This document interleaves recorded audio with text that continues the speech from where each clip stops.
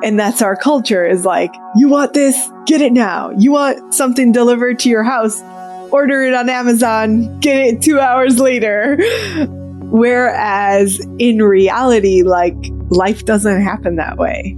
Life is unfolding in a way that's helping us be who we're here to be. And the struggles that we're having are helping us to develop into the amazing parents that we're going to be. But without the struggle, we don't get there. With the bypasses, we miss the opportunity for transformation. Welcome to Are You Satisfied? A podcast that explores what a deeply satisfying and fulfilling life looks like and how to live it. I'm your host, Dr. Sarah Murphy, award-winning naturopathic doctor. Welcome, everyone, to another episode of the Are You Satisfied podcast. Today, I have a very special guest. Her name is Dr. Aumatma Simmons. She's a naturopathic doctor, endocrinologist, and fertility specialist.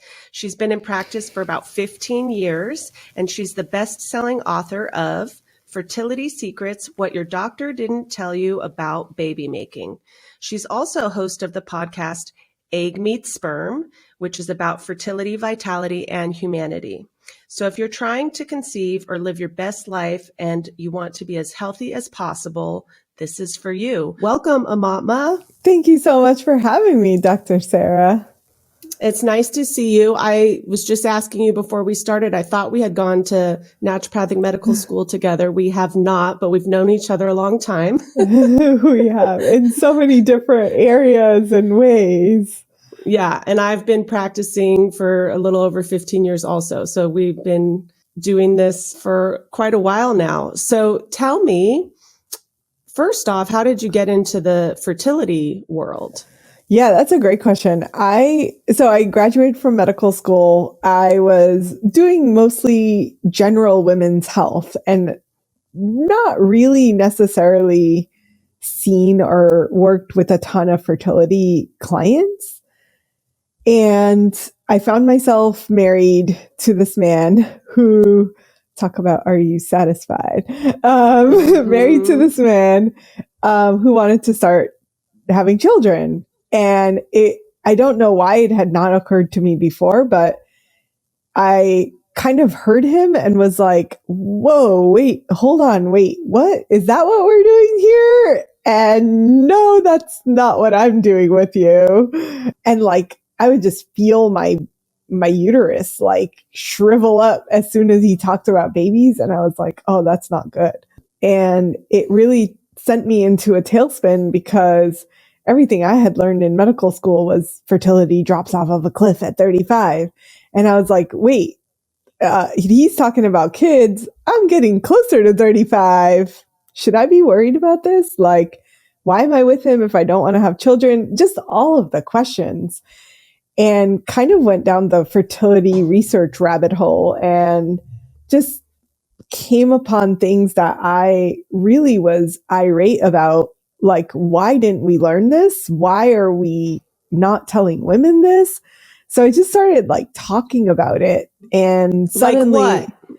Well, like fertility doesn't drop off a cliff at 35 for one, right? And I kind of traced this back. I was like, if it doesn't drop off a cliff, what is it?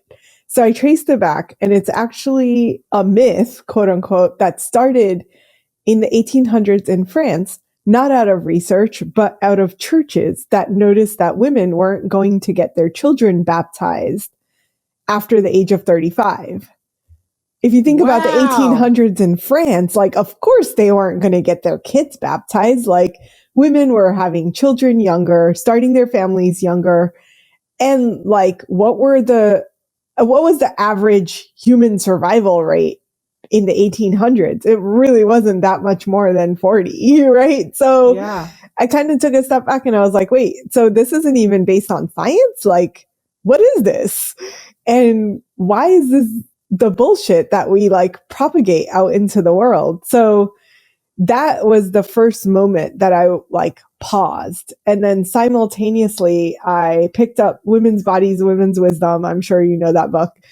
And Dr. Northrup's chapter in that book about fertility just blew my mind. She's like, there are literally women in parts of the world that on average have their children at 60.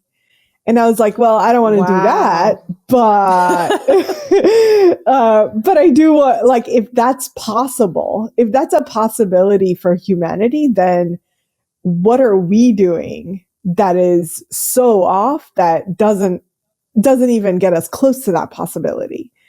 There are, and since then I've had patients that come to me at like 30, 31, 32, and their doctors are telling them that it's their age. And I was like, it is not their age. Like, oh my 31? Gosh.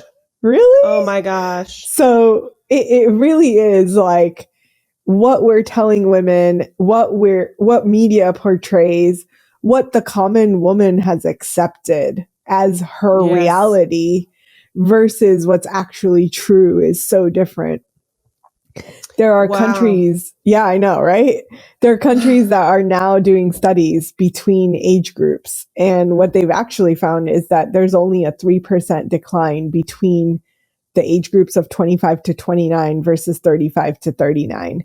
And I've talked to some reproductive doctors about this, and they're like, oh, yeah, well, we can't base it on that because it's such a small population that they're studying. And I'm like, but the original is not even a study. So this is better than no study.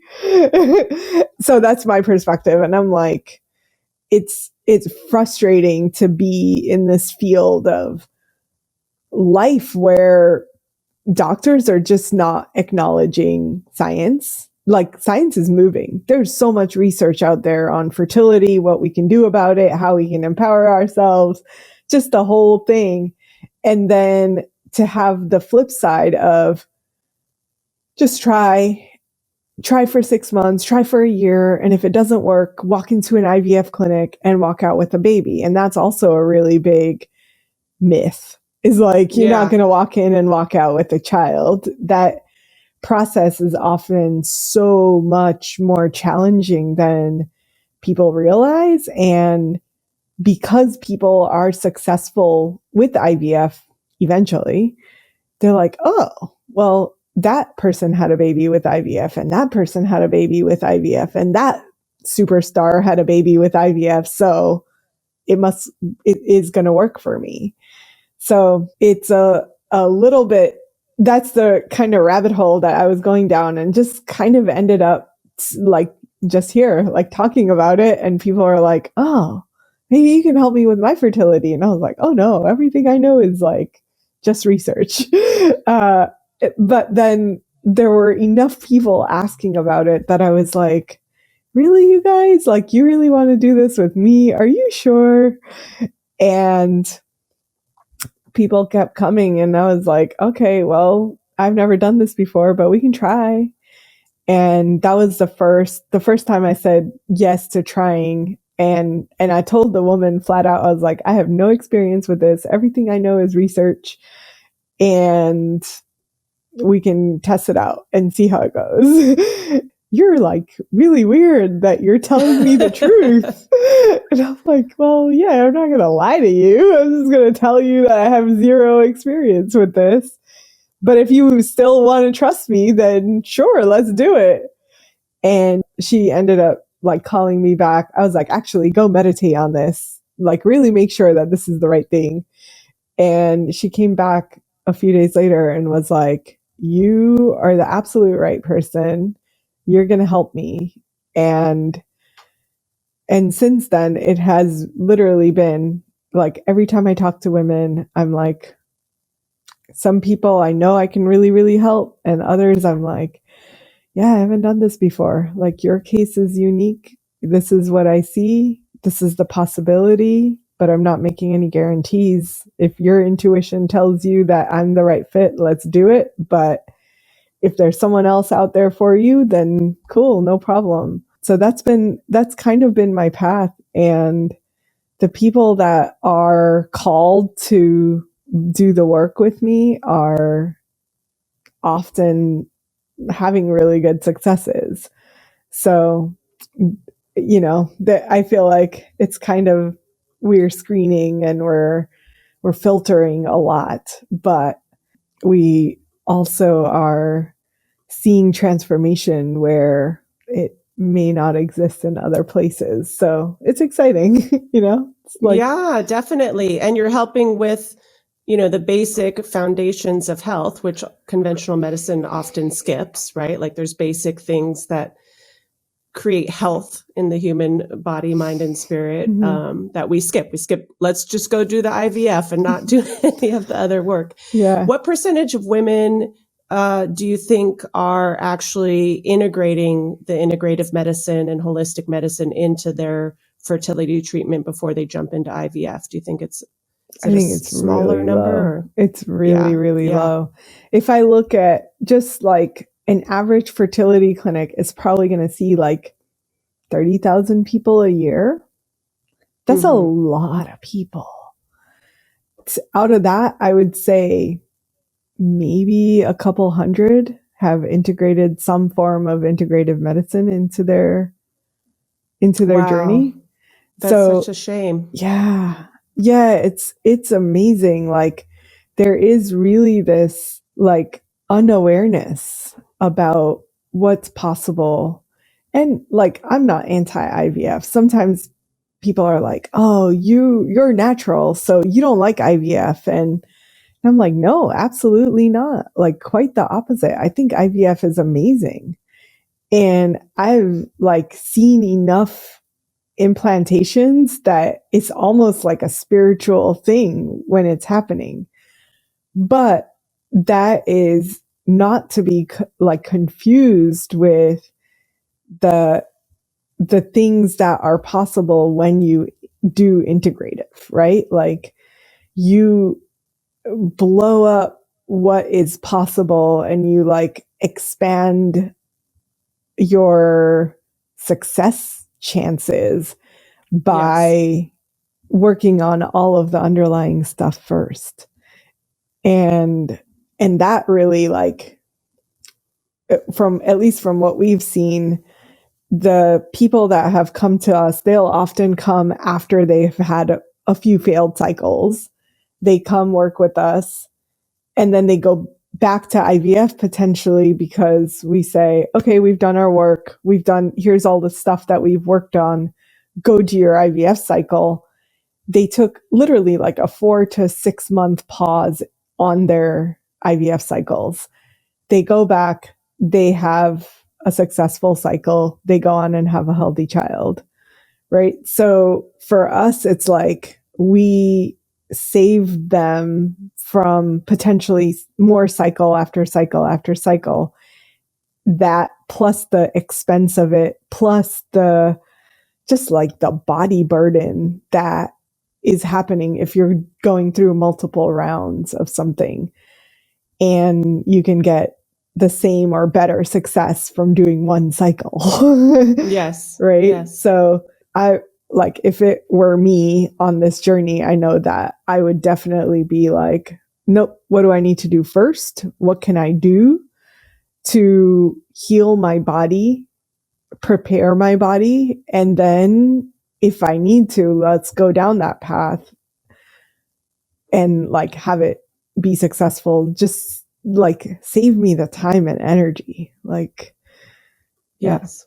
Yeah. Yeah, integrative medicine is more successful. And I always feel, honored and privileged that I get to be a part of it and have access to natural medicine in addition to conventional medicine for myself personally. Mm-hmm. And then also for my patients, I tell them like, look, this is such a privilege. Like, don't even listen to the standard prognoses of conventional medicine because we're doing this other medicine alongside that's going to enhance your success. And we don't even have all the data for that on integrative medicine.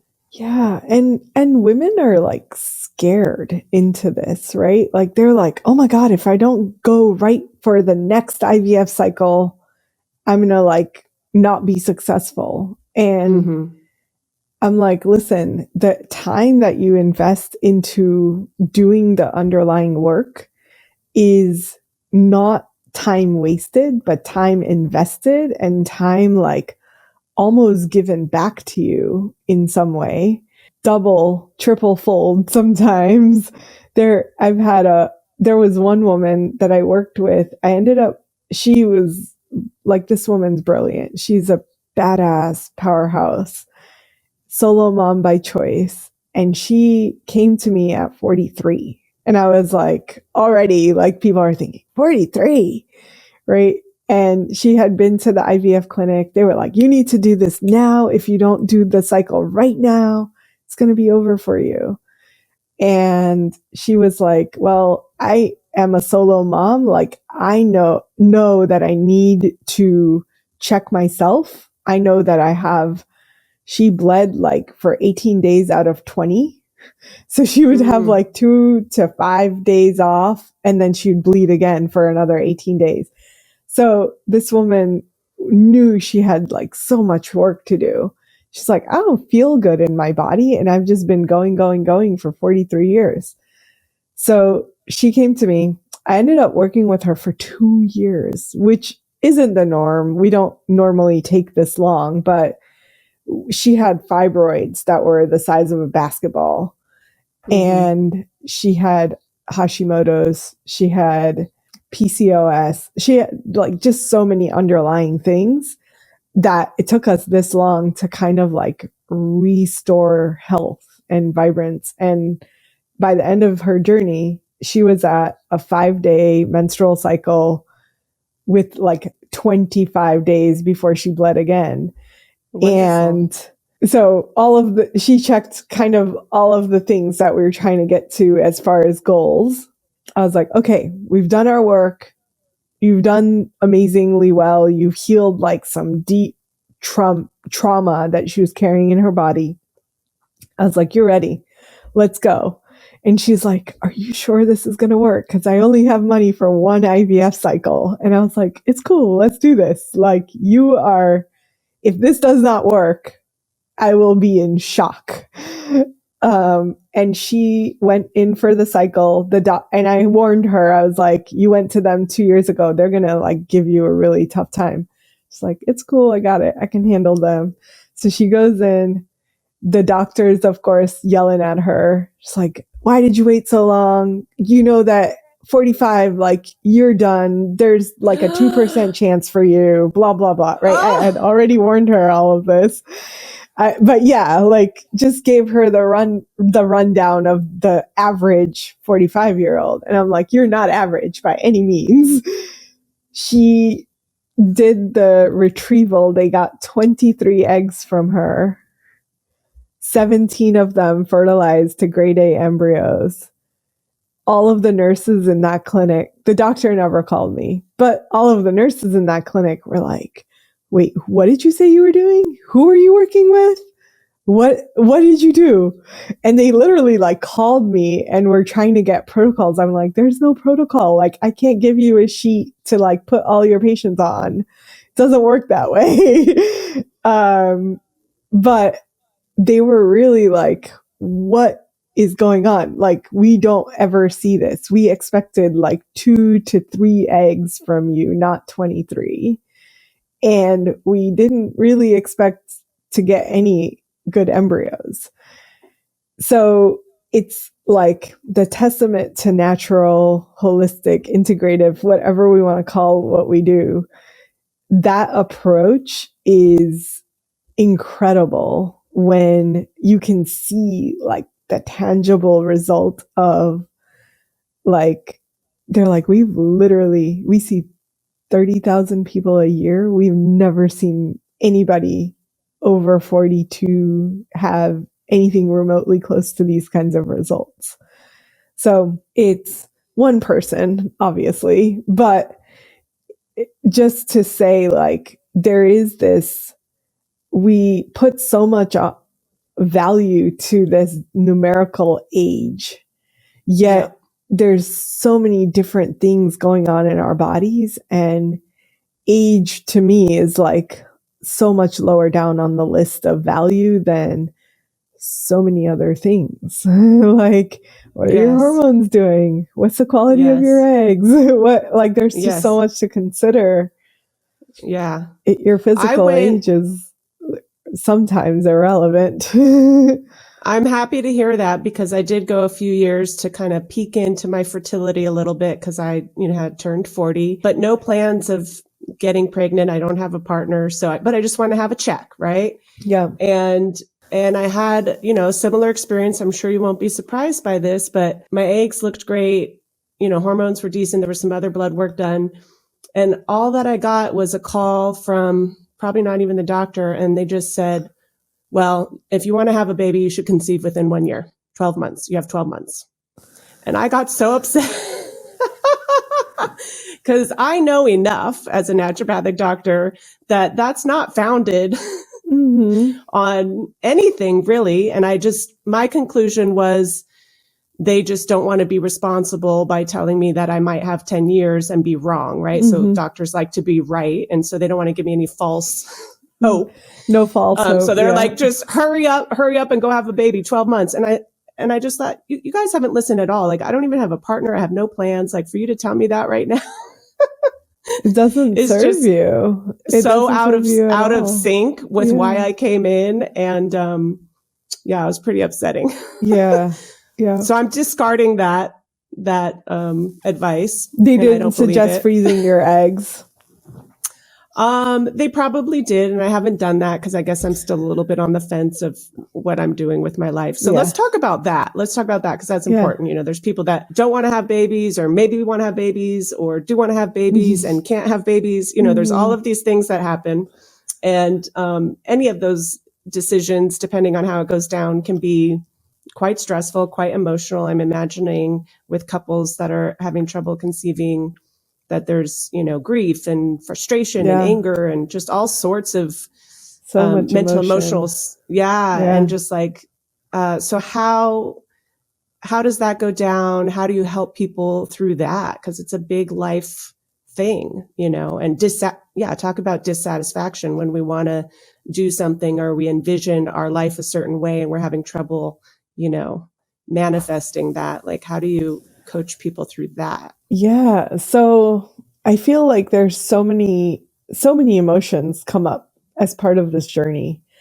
And for me, I feel like all of those emotions are valid, right? Like none of those emotions are, oh, you can't feel that. Like it's important to feel all of it. And I actually, one of our clients just had a positive pregnancy test and a couple of days later got her cycle and had a chemical pregnancy.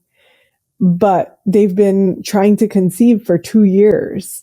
So she was like, I'm feeling all of it. Like I'm angry, I'm sad, I'm excited because we got a positive pregnancy test, which we've never had before. I'm amazed that it works so quickly, right? Like she's just feeling all of this stuff. And I was like, and all of this is normal, like completely valid and completely normal. Yes, of course you're angry and upset that it didn't like actually stick and turn into anything. But I can also relate to the excitement of like, whoa, we got a positive test. Like that's never happened before. How did that happen so quick? So she's like, well, but I don't know what to do here. Cause like, does this mean it's not working? Does this mean something's working, but it's not ready? I'm not ready yet. Like what's going on?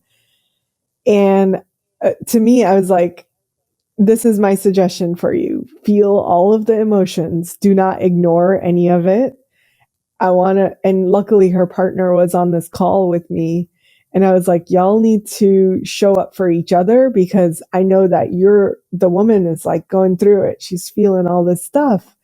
And I was like, he's wanting to be supportive for you, but he's also experiencing emotions.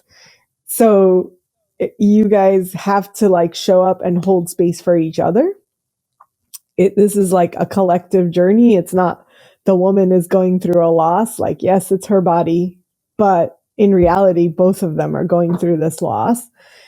So just that reminder. And he's like, oh, thank you so much for saying that because like I'm feeling it too, but I'm feeling guilty that I'm feeling emotions because it's hers, like it's her process and all of this. And like men are made to like feel cast aside through this whole process.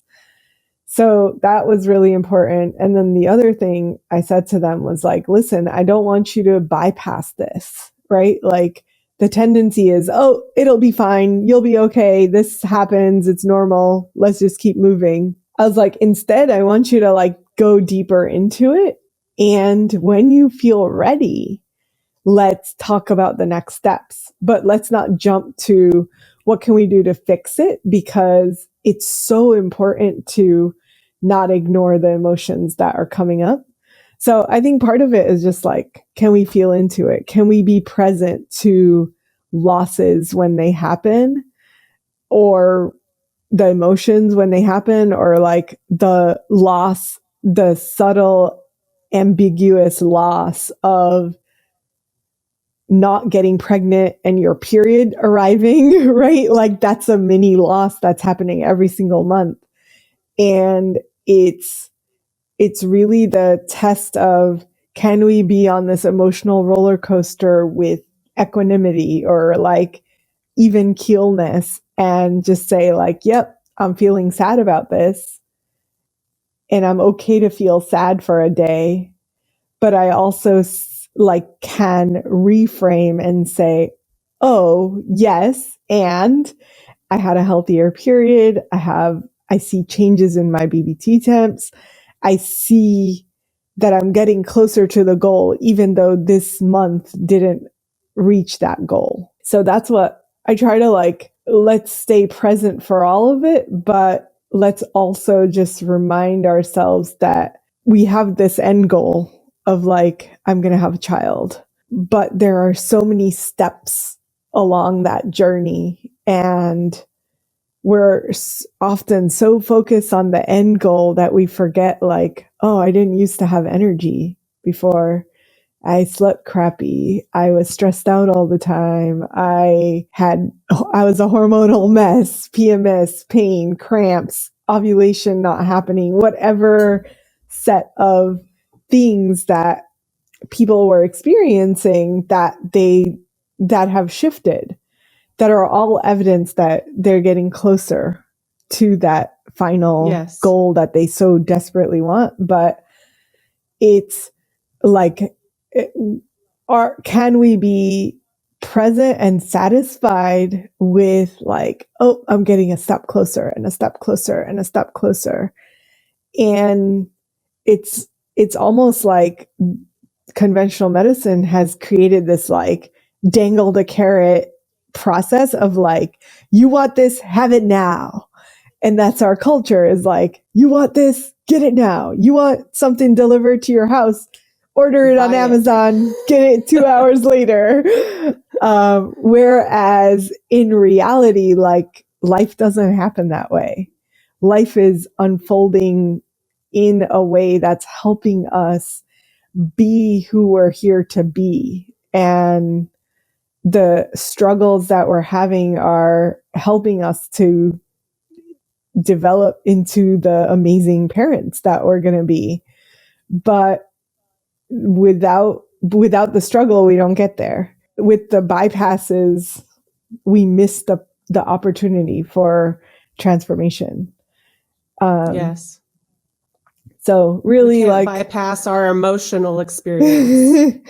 Yeah. In so many ways.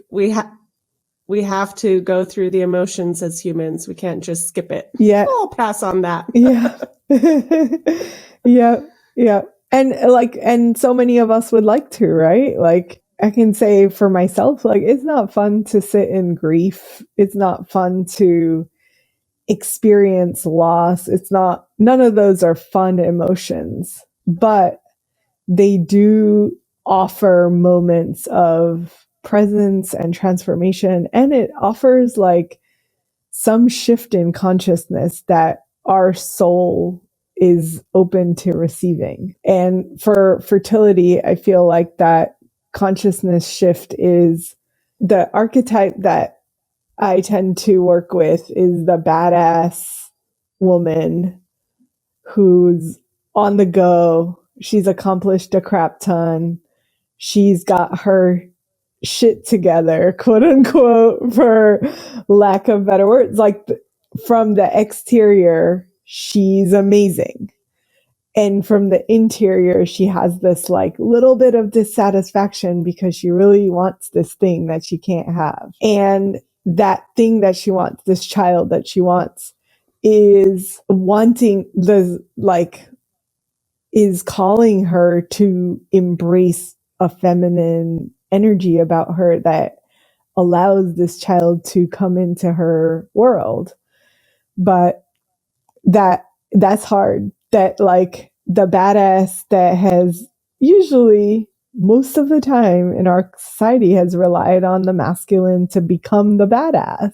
It's like the warrior, the goddess, the like, I can handle it all and I got this. And we approach fertility the same exact way we approach everything else. Give me a to-do list, I'll do it. Right. But then you're like, the to-do list needs to disappear. And people are like, what? Yeah. No, you're making me go crazy. It's like, let go of your to-do list. And women start freaking out. Like, you got to slow down, calm down, lower your stress. And yeah. It's going to be the opposite energy to conceive versus go get it. Yeah. Yeah. And even like, I intentionally called it what I called the book, What Your Doctor Didn't Tell You About Baby Making. But I thought about it for so long because what I really wanted to say is baby receiving. Yes. And my publisher was like, you're crazy. Like nobody buys that book because they're like, baby receiving. No, I want to make a baby. I don't want to receive a baby. So just like the whole energy that we have towards like even the language that we use and like the conventional medicine is very much like, how do we control your hormones so that we can make you get pregnant? It's a very like masculine assertion on the feminine, right? So that I think at the core of it, that's what's exciting for me is like this level of transformation that's possible for us as humans in this experience. And that's not to say everyone needs to embrace the feminine, but I do feel like the people that are called to do the work, to get the transformation, to like really heal the deep stuff are being called to that level of consciousness shift. Yeah, that's really beautiful because then it's not just about the baby making, but as you described, the women are healing themselves on all levels. And perhaps, which I see a lot as we kind of in our culture normalize a lot of not feeling well, like, oh, it's just normal to be tired or not sleep well or have horrible PMS. Mm-hmm. Like normal to have cramps and pain and it's normal to be dissatisfied and unhappy. Like, so we normalize a lot of that, but it sounds like through this process of moving towards this one goal of having a baby, couples can discover all these other really beautiful things about their life and like evolve as a person, like, you know, above and beyond the baby. The baby's like wonderful. And there's all these other gifts coming through the process too, it sounds like. And I've seen couples get to this point of like, we're going to be okay either way. So this like thing that they've wanted for so long, so intensely, they've kind of like relaxed and like, we're okay. We will be and then blessed then they get pregnant comes. Probably. Yeah, they get pregnant because it's like it's not like the bypass of just saying the words. It's like an actual experience of we are okay either way. If it happens, we're good. If it doesn't happen, we're good. Doesn't mean we stop trying. It doesn't mean we just like threw everything out the window and just like hope for the best, quote unquote. Right. But we're really like, we're doing the steps. We're living the fertile lifestyle and just allowing whatever happens to happen. And that like, as soon as that transformation happens, I'm like, all right, they're going to have a child. Like, no problem. I am not worried about that couple because it is going to happen. It's inevitable because that most of the time that's the calling, is to be able to relax, receive, be in our feminine, allow, like all of the words that were just so like, even me, I like sometimes get irky about those words, but those are the words that I need to embrace more of. It's a good life lesson to have a goal, want a goal, but not be trying too hard that we create so much tension around it that we almost have a dissonance with the thing that we want because we're trying too hard or something like that. Right. Well, it's, I guess I'm thinking about, I actually heard, do you listen to Abraham Hicks ever? Yep. Yeah. I thought it was funny because I was very shocked to find that was a woman and not a man, but yes, I do. when I finally looked her up, I was confused about like what was happening, but very interesting. Yeah, I'm still confused about what's happening, but I sometimes like hear their words in my head is like, we often are, because of our desire of what we want, we're so focused on what we don't have. Yes. Instead of like matching the vibration of what it is that we're calling in, right? So it's like a little bit of weird manifestation stuff, but I like to get woo. So me too. I think it resonates a lot. Is like, it's this like the want. I want this so bad, and I'm so focused on not having it, instead of surrounding myself and like deepening in the energy of what it is that I'm moving towards. So like, simple example, like most women that I've talked to that are struggling with fertility will stay away from baby showers. Oh, that friend got pregnant, so I guess she's not a friend anymore.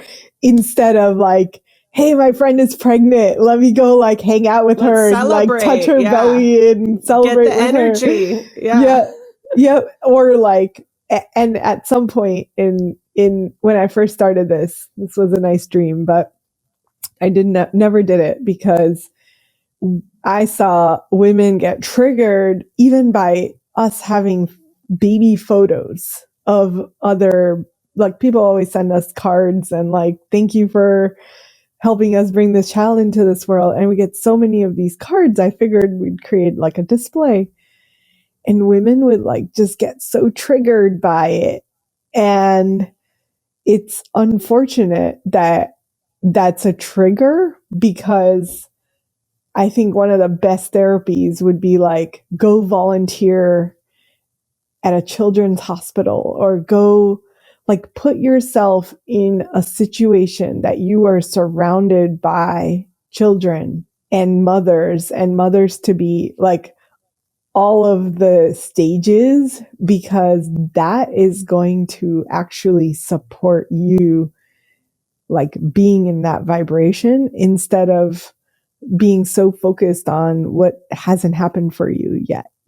Because it will happen. It will happen. But it's hard. It's like, yeah, that would be great. And I get like, it brings up all this stuff that is really hard for us to deal with. I love that as a tip. I feel like the things that we've discussed in regards to the mental, emotional, spiritual aspects are so important for fertility.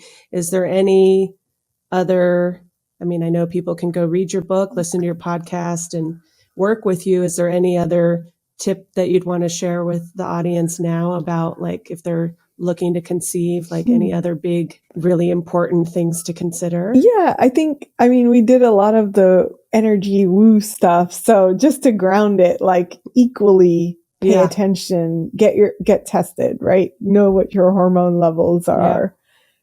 Get pretty in-depth view of what's happening on a physiological level, because that's just as important. And this idea that we should try without knowing what our hormones are and not worry about our hormones till it's an issue. It's almost the antithesis of what I think we should do. For me, it's like, I want to know. I want to know if this is an issue or if I can like let it be and it's going to be fine.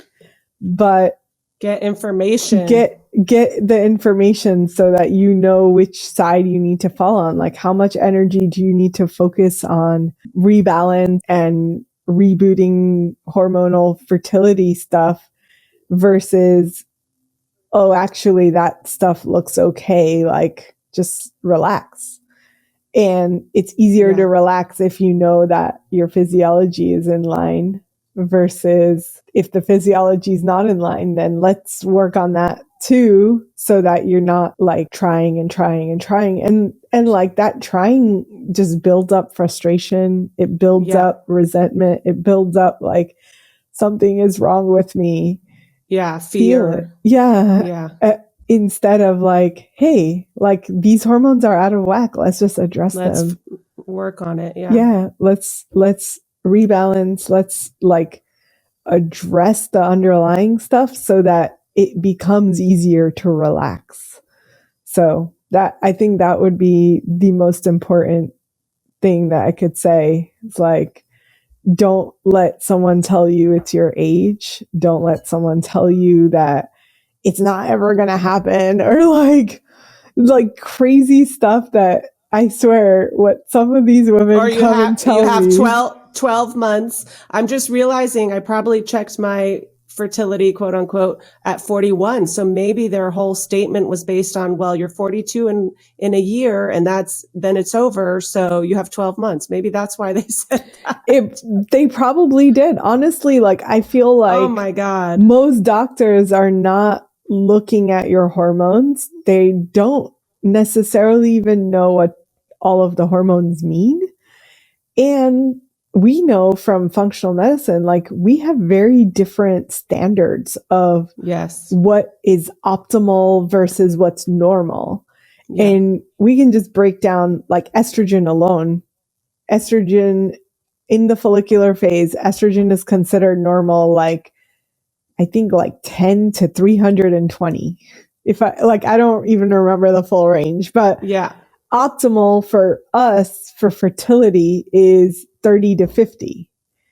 That's like a really tight range versus this really broad scope. Most people are going to be normal, but that doesn't mean that they're anywhere near fertility. So it's really like knowing what those hormones mean for your body and like how to interpret those hormones for you is a very different thing than like basing it on just your age. And most of the time I feel like doctors are like, oh, it's your age. It's your age. It's your age. It doesn't, like, again, people, 32-year-olds are getting this message.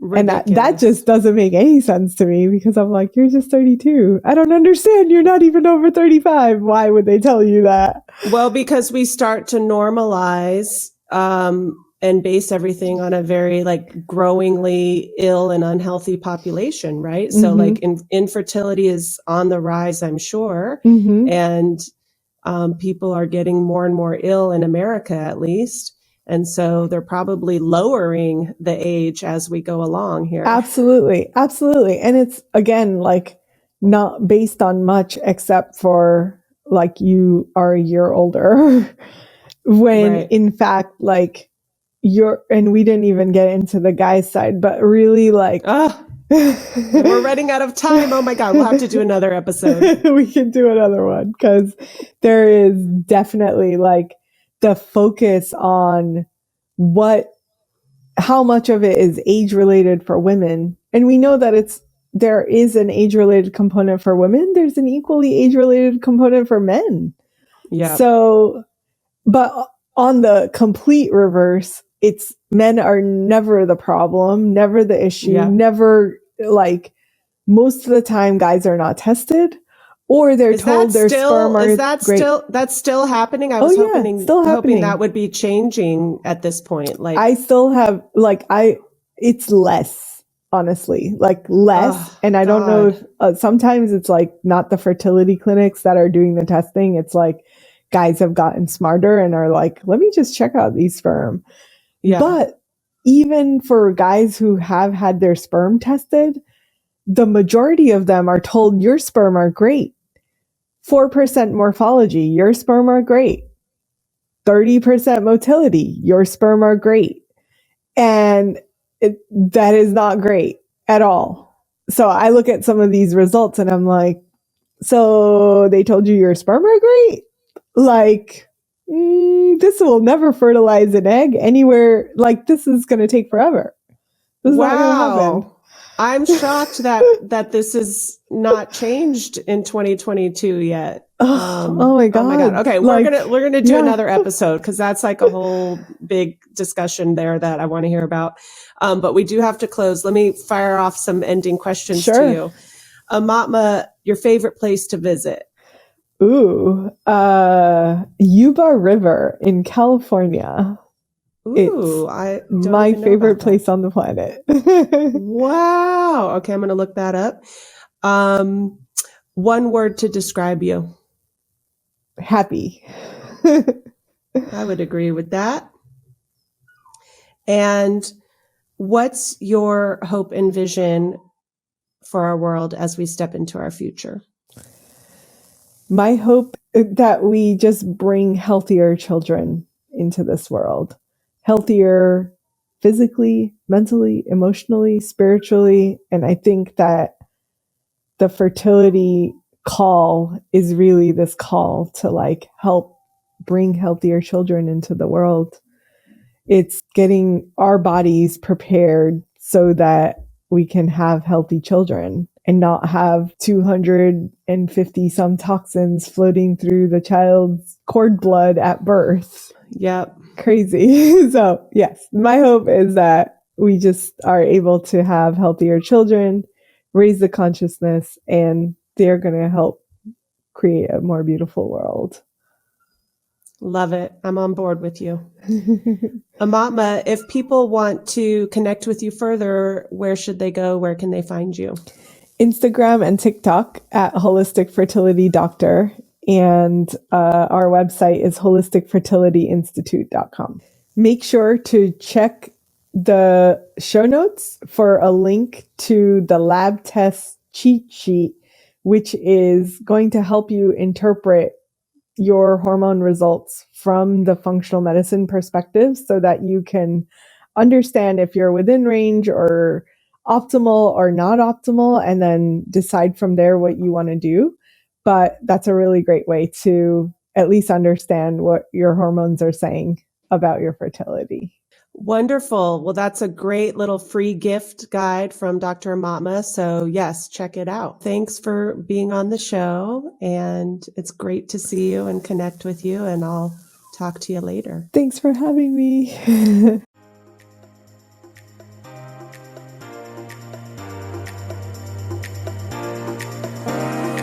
Thanks for listening to the Are You Satisfied podcast. Links for any mentions from this episode are available in the show notes. If you'd like to connect with me, go to drsarahmurphy.com. That's drsarahmurphy.com. Also, don't forget to subscribe to this podcast. Definitely tell all your friends about it and leave a review. See you next week.